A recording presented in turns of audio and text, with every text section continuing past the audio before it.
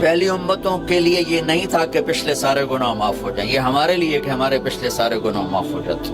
اللہ تعالیٰ کا عرش پہلے آسمان پہ آ جاتا ہے، جنت کے دروازے کھل جاتے ہیں، جہنم کے بند ہو جاتے ہیں، شیطان قید ہو جاتے ہیں، اور سمندر کی مچھلیاں اور زمین کی چونٹیاں تک روزہ رکھنے والوں کے لیے دعا کرتی ہیں. اور اللہ تعالیٰ جنت کو روزانہ کہتا ہے ان قریب میرے نیک بندے بندیاں آنے والے ہیں، تو ان کے لیے میک اپ کر لے، تو ان کے لیے تیار ہو جائے. یہ اللہ تعالیٰ کی رحمت کو لینے کا سیزن ہے.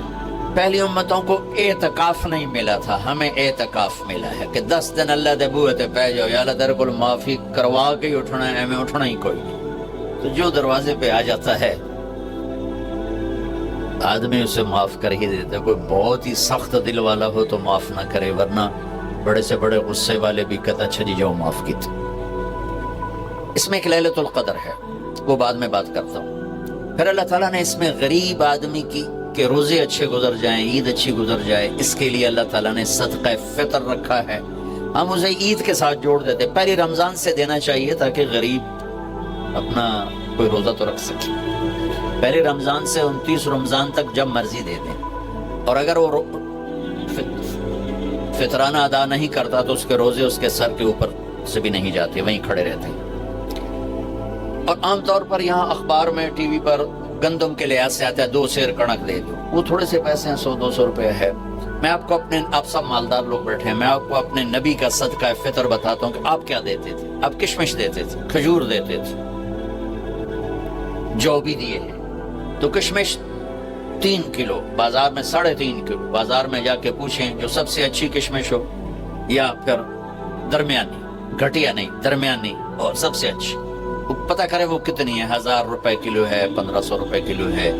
آپ کے گھر کے 4 افراد ہیں تو ایک گھر سے 6000 روپے غریب کو جائے گا. آج تو 6000 میں ایک ہفتہ نہیں گزرتا. تو اب سب سے عرض کرتا ہوں ویسے بھی خیرات کریں، افطاریاں کروائیں، اور صدقہ فطر کشمش کے حساب سے دیں. یہ آپ سب بھائی بہنوں کی خدمت میں گزارش ہے. اللہ نے آپ کو رزق دیا، خرچ کریں، یہی آپ کے ساتھ جائے گا، باقی سارا ادھر ہی رہ جائے گا. لیلۃ القدر، انا انزلناہ فی لیلۃ القدر وما ادراک ما لیلۃ القدر لیلۃ القدر خیر من 1000 شہر تنزل الملائکۃ فیہا بإذن ربہم من کل امر سلام ہی حتی مطلع الفجر. ہم نے قرآن کو لیلۃ القدر میں اتارا. تمہیں کیا خبر کہ لیلۃ القدر کیا ہے؟ لیلۃ القدر 1000 مہینوں سے بہتر ہے. اس میں فرشتے اترتے ہیں اور یہ صبح تک رہتی ہے. لفظ قدر عربی میں اس کا ایک مطلب ہے قیمت. سبحان اللہ. تو اللہ نے کہا میں تمہیں بتاؤں، آپ سب تاجر بیٹھے ہو، لیلۃ القدر کی قیمت کیا ہے؟ 1000 مہینوں سے بہتر ہے. 1000 مہینوں سے بہتر ہے. اب 1 روپے پر 1000 نفع لے سکتے ہیں؟ دنیا میں کوئی ایسا کاروبار ہے؟ جو ہیروئن بیچتے ہیں وہ بھی نہیں لے سکتے. اور میرا اللہ کہہ رہا ہے 1 رات 1000 مہینے، یعنی کوئی 82-83 سال. یہ تو آ گیا پہلا قدر. دوسرا اس کا مطلب ہے تنگ پڑ جانا. تنگ پڑا فقدر علیہ رزقہ. تو تنزل الملائکۃ فیہا، تنزل الملائکۃ والروح فیہا، کہ اس رات اتنے فرشتے اترتے ہیں کہ زمین تنگ پڑ جاتی ہے. سبحان اللہ. اتنے فرشتے آتے ہیں زمین تنگ پڑ جاتی ہے. تیسرا مطلب ہے قدر، مقدار کو. تو اللہ تعالیٰ نے اس کا آخری مطلب بھی بتایا، سلام ہی حتی مطلع الفجر، کہ یہ فجر کی نماز تک، فجر کی اذان تک یہ رہتی ہے. 3 مطلب ہیں قدر کے، تینوں اللہ نے قرآن میں کور کیے. قیمت کیا ہے؟ 1000 مہینوں سے بہتر. تنگی کیا ہے؟ فرشتوں سے زمین بھر جاتی ہے. مقدار کیا ہے؟ صبح صادق. لیلۃ القدر 27 کی نہیں ہوتی، 21، 23، 25، 27، 29. اب یہ 5 راتیں جاگنے چھٹ. آپ لوگ تو ویسے رات کے بادشاہ ہو، جاگنا. تو لیلۃ القدر مسجد میں نہ گزارو، گھر میں گزارو. یہ مسجدوں میں اشتہار لگ جاتے ہیں، فلاں کے ساتھ شب قدر گزاریں، فلاں حضرت کے ساتھ شب قدر گزاریں.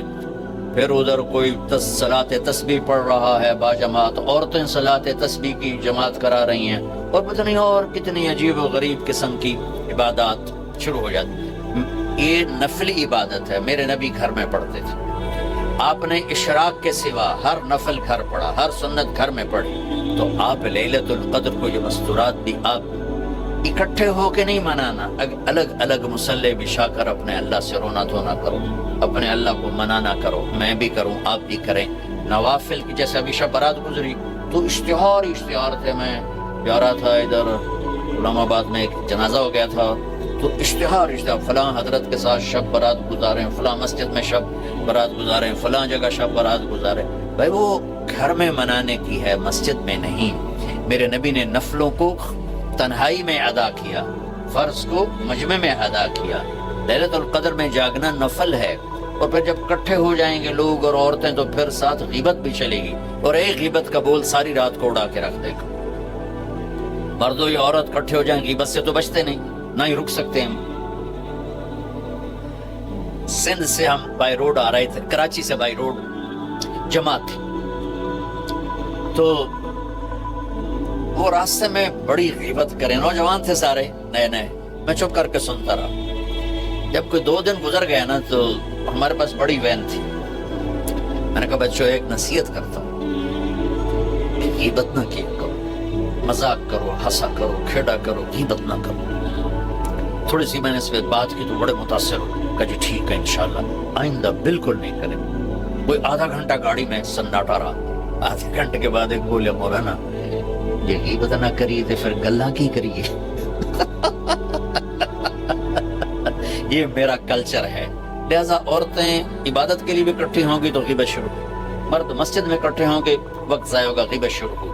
میرے بھائی بہنوں، ہر نفل کو گھر میں گزار، اپنے گھر کو بابرکت بناؤ، اپنے گھروں میں نفل پڑھو، تلاوت کرو، ذکر کرو. صرف اشراق کے نفل میرے نبی مسجد میں پڑھتے تھے 2 رکعت، باقی ہر نفل آپ نے مسجد میں ادا کی. تو یہ چند چیزیں رمضان کے متعلق میں نے عرض کی ہے. اب ایک بڑی اہم بات میں آپ کے سامنے عرض کرنا چاہتا ہوں. رمضان کی دولت کس سے ملے گی؟ رمضان کی برکات کس سے ملیں گی اور کون محروم ہو جائے گا؟ آپ نے فرمایا 4 آدمی ایسے ہیں جن کی رمضان اور شب قدر میں بھی بخشش نہیں ہوتی، بس اس سے ہم اپنے آپ کو بچا لیں. کون ہے یا رسول اللہ؟ آپ نے کہا مدمن خمر، شراب کا عادی. کبھی کوئی پی لے توبہ کر لے، میں اس کی اجازت نہیں دے رہا ہوں. مدمن کا لفظ ہے جو روزانہ شراب پیتا ہے، اس کی رمضان میں بخشش نہیں. عاق لوالدیہ، جو ماں باپ کا نافرمان ہے، اس کی بخشش نہیں. قاطع الرحم، رشتہ داروں سے لڑنے والا، اس کی بخشش نہیں. المشاحن، دل میں بغض رکھنے والا، اس کی بخشش نہیں. ہر وہ چیز جو میرے آپ کے لیے نقصان دے اللہ نے حرام کر دی، ہر وہ چیز جو میرے آپ کے لیے مفید ہے اللہ نے حلال کر دی. سود حرام کر دیا. ہمارے پاکستان کی معیشت نہیں، پوری دنیا کی معیشت ڈوبی پڑی، سارے ملک قرضوں پہ چل رہے ہیں. سود نے پوری دنیا کو تباہ کر دیا. تو میرے اللہ تعالیٰ نے، آپ دیکھتے ہیں میرا اللہ کہتا ہے فَأَذَنُوا بِحَرْبٍ مِّنَ اللَّهِ وَرَسُولِهِ، اگر سود نہیں چھوڑو گے تو میرے اور میرے رسول مل کر تمہارے خلاف جنگ کریں گے.